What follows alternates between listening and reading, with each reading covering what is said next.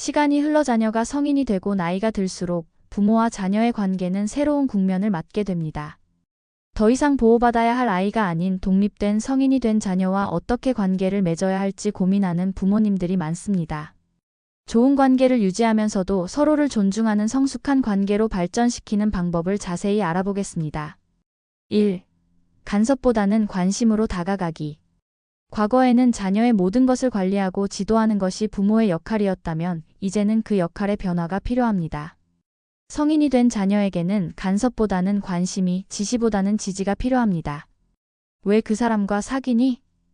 그 직장은 왜 선택했니? 언제 결혼할 거니? 와 같은 직접적인 질문보다는 요즘 어떻게 지내니? 힘든 일은 없어? 도움이 필요한 게 있으면 언제든 말해와 같이 열린 질문과 지지의 메시지를 전달하는 것이 좋습니다. 자녀가 직접 조언을 구하지 않는 한 일방적으로 의견을 제시하는 것은 관계를 어색하게 만들 수 있습니다. 대신 자녀의 이야기를 들어주고 그들이 스스로 답을 찾을 수 있도록 질문을 통해 도와주는 것이 더 효과적입니다. 내 생각은 어때? 가장 중요하게 생각하는 건 뭐야? 와 같은 질문으로 자녀 스스로 생각할 기회를 제공하세요. 2. 기술과 변화에 열린 마음 갖기. 현재 성인인 자녀들은 디지털 네이티브 세대입니다. 이들과 원활하게 소통하려면 그들이 사용하는 커뮤니케이션 도구를 이해하고 활용할 필요가 있습니다. 카카오톡, 인스타그램, 페이스북 등의 플랫폼을 배워보세요. 처음에는 어렵게 느껴질 수 있지만 자녀에게 도움을 요청하면서 함께 배우는 과정 자체가 좋은 소통의 기회가 됩니다. 이거 어떻게 하는 거야? 라고 물어보면 자녀들도 기꺼이 도와주며 자연스럽게 대화가 시작됩니다.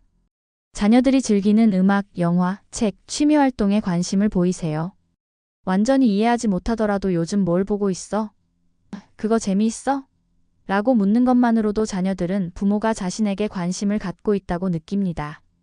때로는 함께 영화를 보거나 음악을 들어보는 것도 좋은 경험이 될 수 있습니다. 3. 경청하는 부모가 되기. 자녀가 고민을 털어놓을 때 부모의 첫 번째 반응은 종종 그러니까 이렇게 해봐와 같은 해결책 제시입니다. 하지만 많은 경우 자녀들은 해결책보다는 이해와 공감을 원합니다. 힘들었겠구나. 그래서 기분이 어땠어? 정말 속상했을 것 같아와 같은 공감의 표현을 먼저 해보세요. 자녀가 충분히 이야기를 마친 후에 내가 도울 수 있는 게 있을까?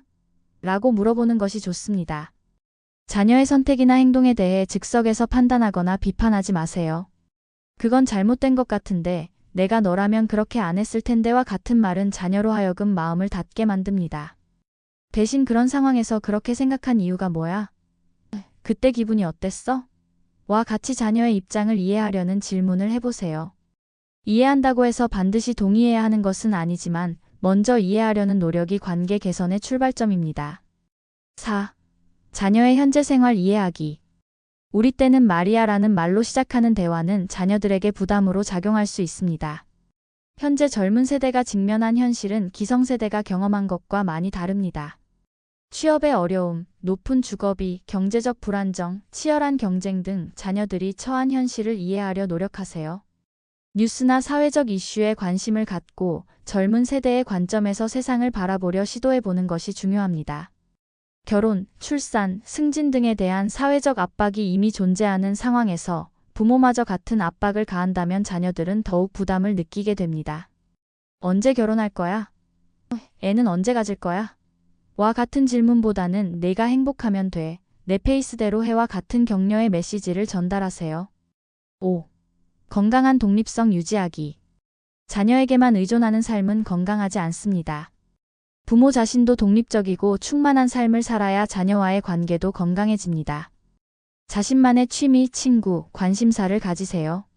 등산, 독서 모임, 봉사활동, 새로운 기술 배우기, 여행 등 다양한 활동을 통해 자신의 세계를 넓혀보세요. 이런 활동들은 부모님 자신의 삶의 질을 높일 뿐만 아니라 자녀와 대화할 거리도 풍부하게 만들어줍니다. 자녀의 기분이나 상황에 따라 부모의 감정이 크게 좌우되지 않도록 주의하세요. 물론 자녀를 걱정하고 사랑하는 것은 당연하지만 자녀의 문제를 마치 자신의 문제인 것처럼 과도하게 개입하는 것은 오히려 관계를 어렵게 만들 수 있습니다. 자녀가 실패하거나 어려움을 겪을 때도 함께 침울해하기보다는 든든한 지지자로서 곁에 있어주는 것이 더 도움이 됩니다. 6. 작은 관심을 꾸준히 표현하기. 큰 선물이나 특별한 이벤트보다는 일상적이고 지속적인 관심 표현이 더 의미가 있습니다. 자녀가 좋아하는 음식을 해준다거나 건강을 챙기는 메시지를 보내는 것, 자녀의 취향을 기억해서 관련된 것들을 공유하는 것 등이 좋은 예입니다. 오늘 날씨가 쌀쌀한데 옷 따뜻하게 입어. 내가 좋아하는 딸기가 맛있게 나왔네. 이 기사 보니까 내 생각이 나더라와 같은 자연스러운 메시지들이 관계를 따뜻하게 만들어줍니다. 관심을 표현하되 과하지 않은 선을 유지하는 것이 중요합니다. 매일 연락하거나 지나치게 자주 만나려고 하면 부담스러울 수 있습니다. 자녀의 반응을 살펴보면서 적절한 빈도와 강도를 찾아가세요. 자녀가 바쁘다고 하면 그래, 일 열심히 해라고 응원해주고 여유가 있을 때 자연스럽게 만날 수 있는 분위기를 만드는 것이 좋습니다. 7. 감사 인사를 자주 하기.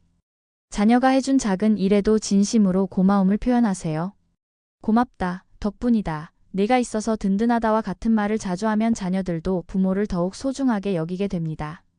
설거지를 해줬을 때, 안부를 물어봤을 때, 함께 시간을 보내줬을 때 등 일상의 작은 순간들에 감사를 표현하는 것이 중요합니다.